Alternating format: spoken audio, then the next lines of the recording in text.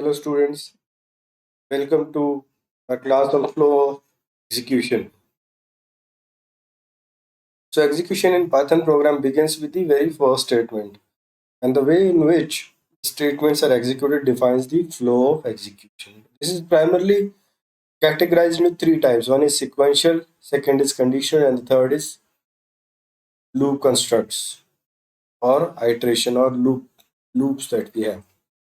So today we'll cover sequential and conditional statements.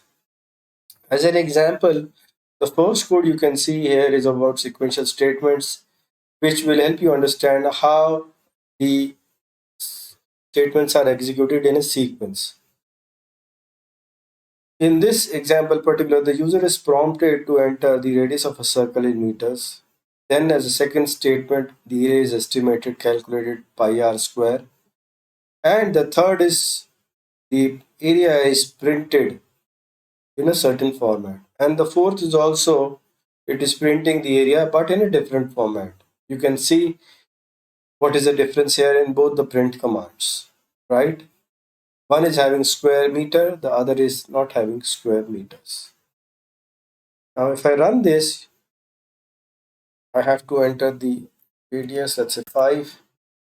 Now it gives the area of the circle is 78.5 square meters, which is print command number 1, and area of the circle is 78.5, which is print command number 2. So this tells us how sequentially the statements are executed. The F stands here for F strings that we'll cover in a dedicated session on print commands. Okay. Now, the second category is the conditional statement, which is if else statement or multiple if elif else statement. The if else statement example is here where the user is prompted to enter two numbers, number 1 and number 2, and the program calculates the difference of the two numbers. If number 1 is greater than number 2, then the difference is 1 minus 2. If number 1 is not greater than number 2, then the else statement is executed, which is difference is number 2 minus number. Okay, if I run this and if I enter number 1 as 6 and number 2 as 1, then 6 minus 1 is 5. Okay, if I run it again and this time if I enter number 1 as 3 and number 2 as 8, then we will execute the else statement here, which is 8 minus 3 is 5. Okay, so this is simple if else statement. You might have seen this in other programming languages also. The third is the if elif else statement. What if there are multiple if statements that needs to be evaluated? In the above example, there is only one, which is number 1 is greater than number 2 or not. Yes, then execute if. No, then execute else.